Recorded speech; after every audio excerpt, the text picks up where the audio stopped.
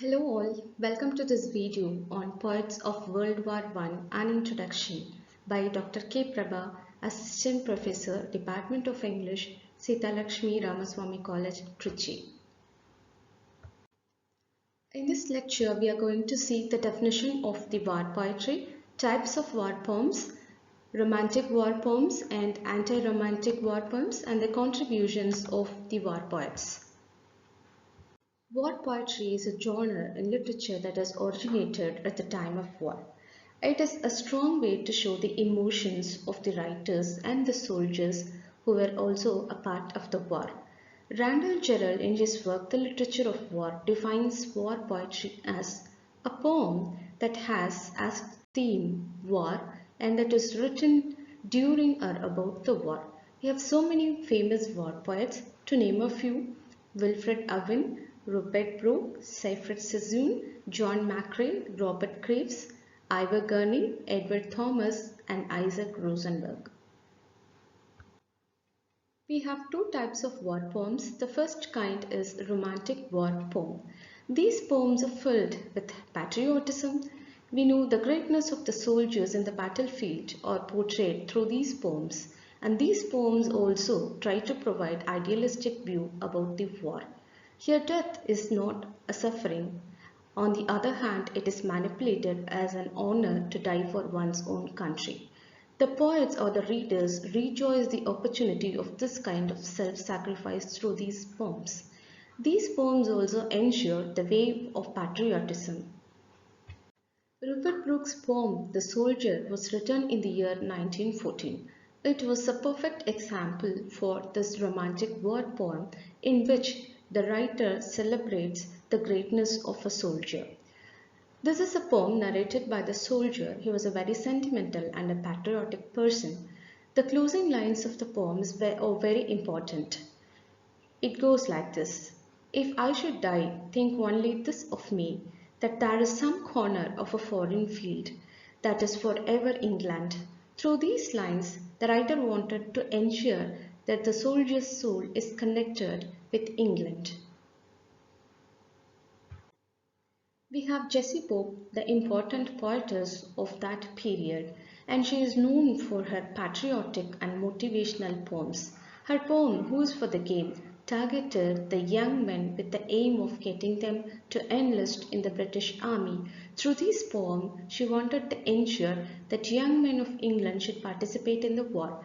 Her another poem, Noise, is about the irritating and annoying sounds which people disliked in the beginning, but after the war they started to like these kinds of irritating and annoying sounds.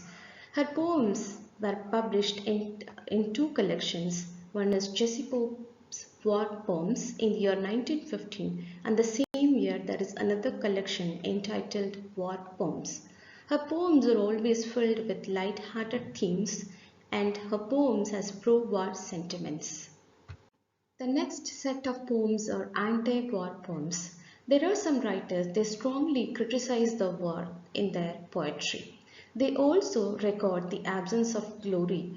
They strongly insist that the glory of the nation lies in the progress of the citizens and not in the success of the war. These writers also tell us about the destruction, the suffering, and the pain of death in the war. They also strive hard to show the true realities of war and the brutalities faced by the innocent soldiers and the civilians in the war. These writers also captivate the attention of the readers through the various poetic devices and the techniques they have used or implemented in their poetry. These war poems also give us a space to look into the psyche of the civilians and the soldiers.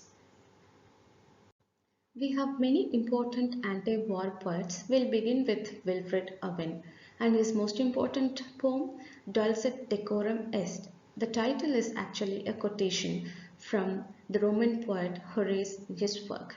The English translation is, "It is sweet and fitting to die for one's own country." But ironically, the poem focuses on the vivid account of poisonous gas attack that happened in the World War I. This poem is a very perfect example anti-war poem. Owen is a soldier and he also witnessed the death of many soldiers in the war.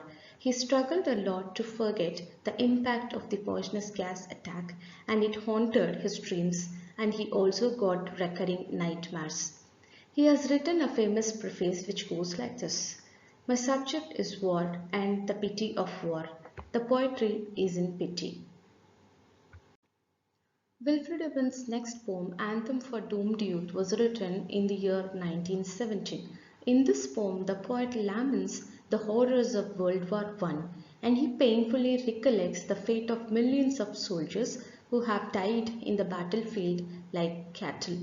The reality is completely contrary, and the poet also reflects his loss of faith in religion and religious practices as the people are very busy and they neglect the sacrifices of the soldiers.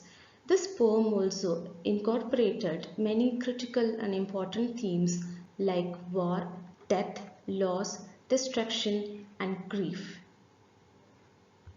Wilfred Owen is a poet come soldier. His role in the World War I is incredible. He fought a fierce battle and won military cross for his bravery.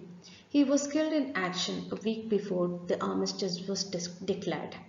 His poems are filled intensely with his personal experiences and he was also significantly noted for his technical experiments and the various poetic devices which he has used in his poetry. He also uses poetry to strongly criticize the war and the ultimate evil which subverts all the good values such as compassion, justice, tolerance, etc.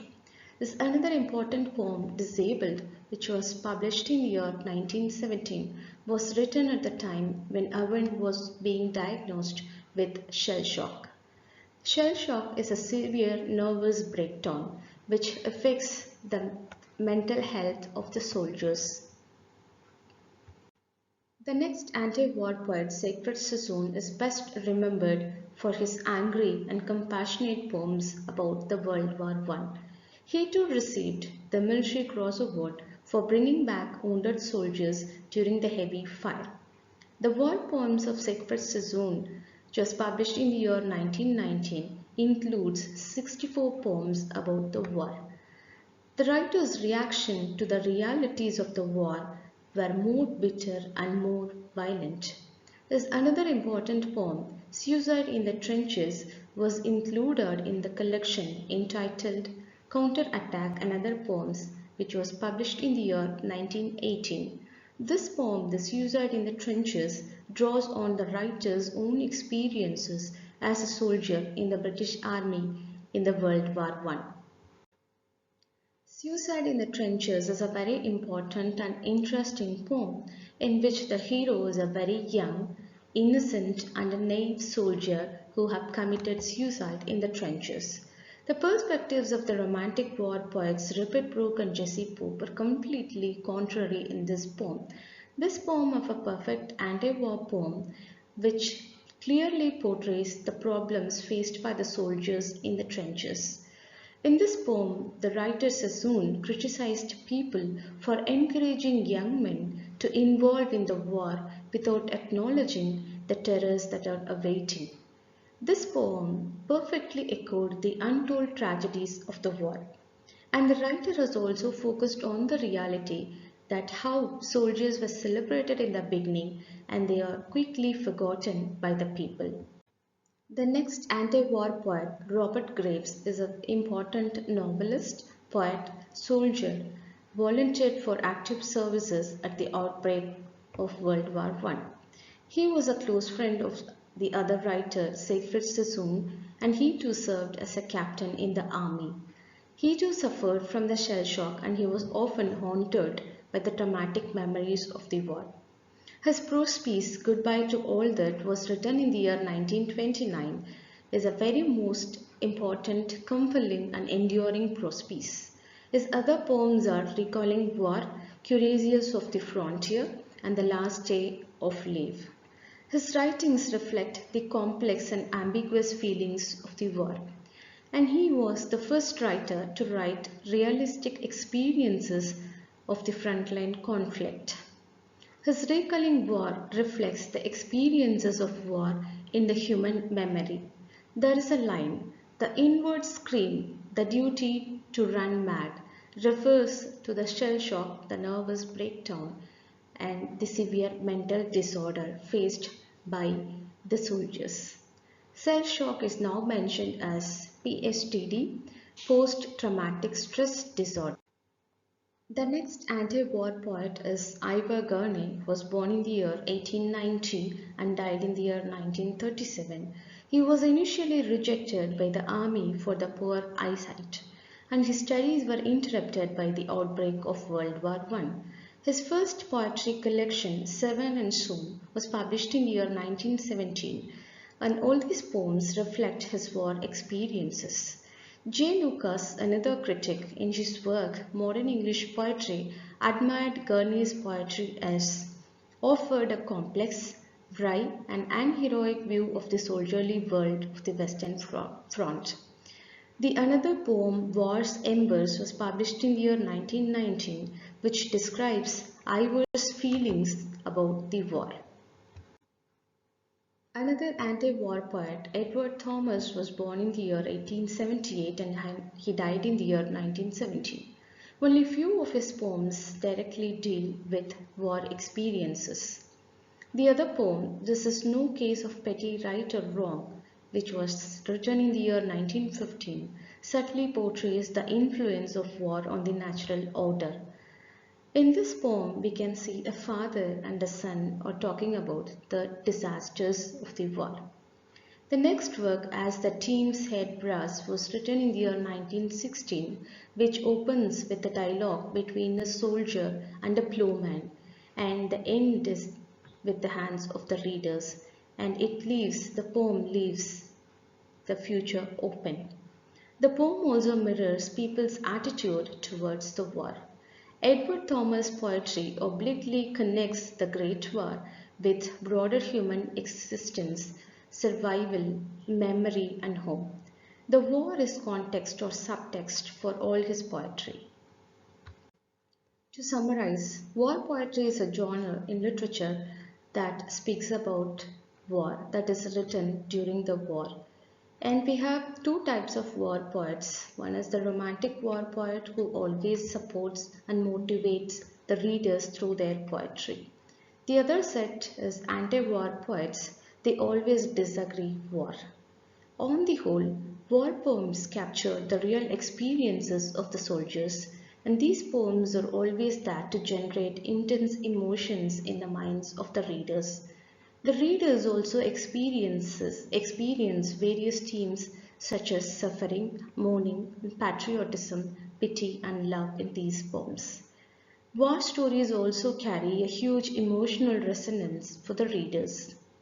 And these war poems always create social values, such as we need education for the people. We also should think about the cost and expenses of the war, and we should know the importance of the tolerance and the existence of amicable relationship among the nations. So war poems are very important in literature. Thank you for watching.